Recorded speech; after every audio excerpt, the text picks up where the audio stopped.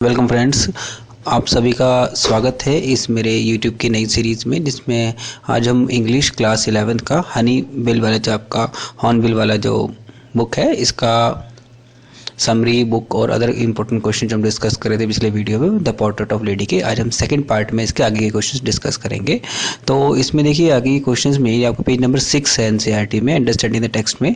पहला क्वेश्चन है, mention the three phases of the authors relationship with his grand mother before he had left the country to study abroad. जब वो study abroad करने के लिए इस कंट्री को लेफ्ट करके छोड़ के गया था, तब उसका रिलेशनशिप में क्या फ़र्क आया था वो बताया, वो पूछा गया है। The three phases of authors relationship में क्वेश्चन से भी है।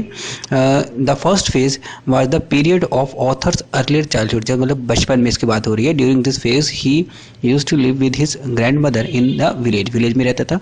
The grand mother used to take care of him from waking him up and getting up ready for the accompanying him to school। School के लिए उसको ready करा करती थी। बहुत शेड्स एक good friendship with each other, मतलब दोनों क्या बताते हैं कि एक अच्छी फ्रेंडशिप दोनों के बीच में शुरू के फेज में थी। सेकंड फेज में क्या था, was the time when the author and the grand mother move to the city to live with the authors parents. जो पेरेंट्स के साथ रहने चली गई थी। This was a turning point of his friendship. में एक टर्निंग पॉइंट आया था, because now they saw less of each other, मतलब दूसरे को बहुत ही कम देखा करते थे वो। The third phase was the time the author joined university. जब यूनिवर्सिटी में आगे फर्दर हायर स्टडीज के लिए पहुंच गया था वो। He was given A room of his on and the common link of their friendship with was snapped, मतलब जो कॉमन लिंक था फ्रेंडशिप का वो उनका टूट चुका था। The grand mother turn two wheel swimming, मतलब कि अपने वो व्हील चेयर वगैरह टाइप की होती है, उसमें वो स्विम करने लग गई, स्पिन करने लग गई थी, उसमें घूमने लगी थी। And reciting prayers all day long, मतलब पूरे दिन वो प्रेयर वगैरह करती रहती थी। She accepts her privacy with silence, silence के तो प्राइवेसी में रहती थी। नेक्स्ट दो क्वेश्चन है, mention three reasons why the authors grand mother was disturbed when he started going to the city school. किस वजह से वो डिस्टर्ब हो गई थी? The author grand mother was disturbed when the started going to the school because she could not help him with his lessons in English. Science में वो उसका मदद नहीं कर पाती थी। She did not believe in them. No teaching of God and scriptures, जो मैंने वो चैप्टर में ही पढ़ा था समरी में कि उसका कुछ वहाँ पे सब नहीं हुआ करता था, गॉड और स्क्रिप्चर्स में विश्वास। She was unhappy with the ideas of music lesson, जो वहाँ पे दिए जाते थे उससे वो खुश नहीं थी। Being given in the school she considered music suitable only for the peoples who with low dignity, के साथ जो मतलब अच्छे पीपल्स नहीं होते उन्हीं के लिए वो अच्छा समझते थे कि म्यूजिक को। वो सोचते थे कि गॉड और मतलब भगवान की प्रार्थना वगैरह पे काम वहाँ पे दिया जाना चाहिए, क्लासेस दी जानी चाहिए, लेकिन वो म्यूजिक पे दिया करते थे सिर्फ। आपके पेज नंबर नेक्स्ट 7 पे एक थर्ड नंबर क्वेश्चन गिवन है, mention three ways in which the authors grand mother spend her days after he grew up. The three ways in which the author's grandmother spent her days after he grew up are by spinning wheel, जैसे पिछले question में देखा, and reacting and reciting pears and feeding the sparrows, मतलब चिड़िया वगैरह को भी खाना वो खिलाया करती थी। Mention the odd way in which the author's grandmother behaved just before she died, जब वो मरने से पहले वो किस तरीके से बिहेव करी थी वो बताना है। The grand mother told the family that her end was near, उसने बता दिया था कि उसका अंत करीब आ रहा है। She had omitted to prayer, वो प्रेयर करना भूल जाती थी। She was not going to waste any more time talking to us, मतलब औरों से बात करने में वो ज़्यादा टाइम नहीं बिताया करती थी। शी ले पीसफुली, आराम से लेटी रहती थी। In the bed praying and telling her beads, के ऊपर बात करती रहती थी।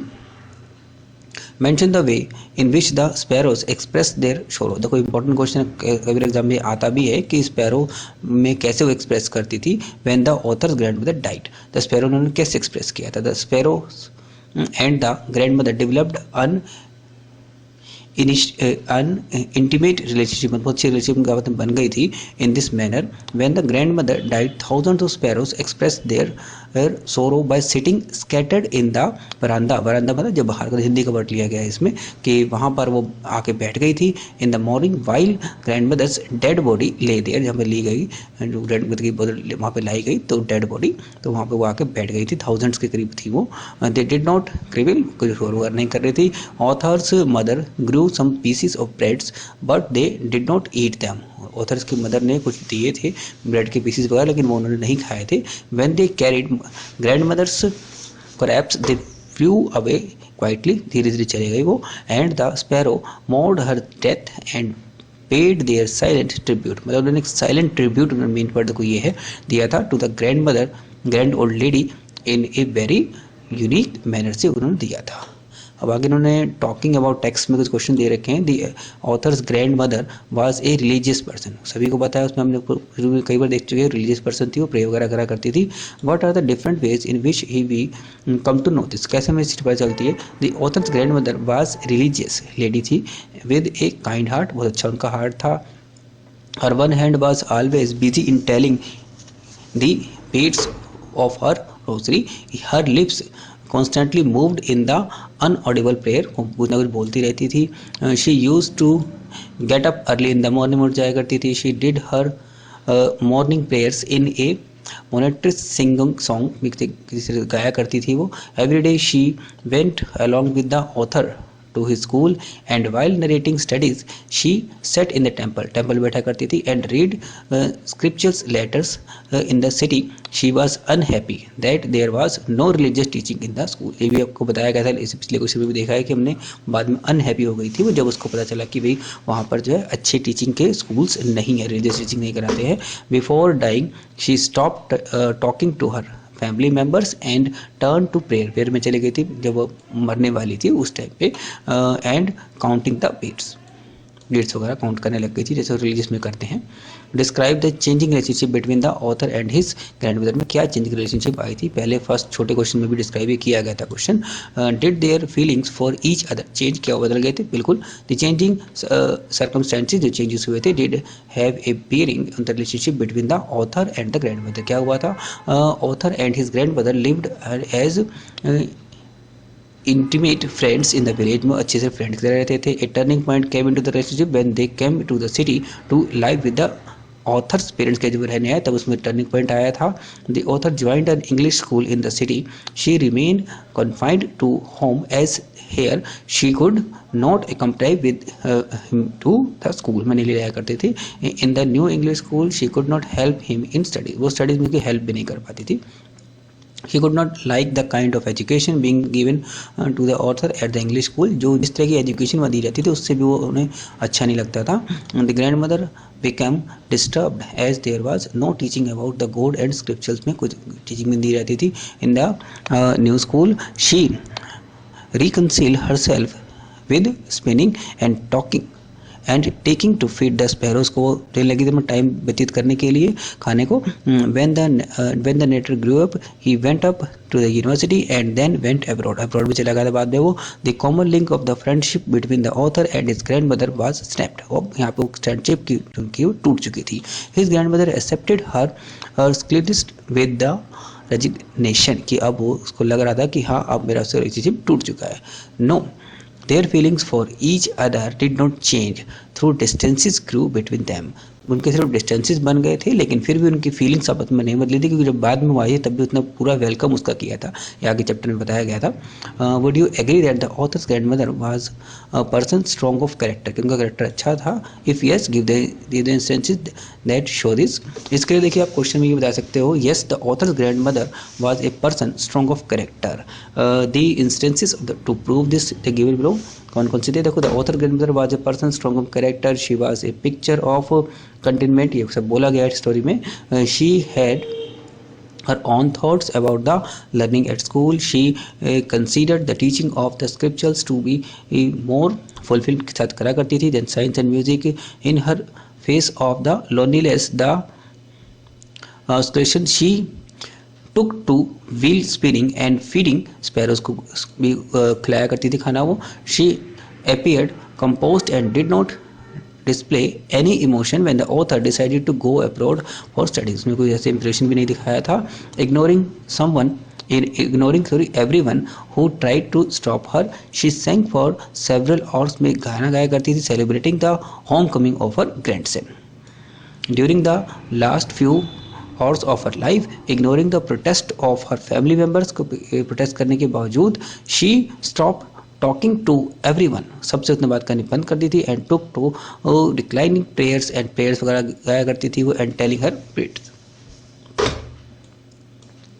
Have you know someone did like the author grand mother, क्या कोई उसको पसंद करता था। Do you feel the some sense of loss with regard to someone whom you are loved and lost, क्या आपको ऐसा कभी फील हुआ है? येस आई न्यू, इस तो किसी का आंसर दे सकते हो आप।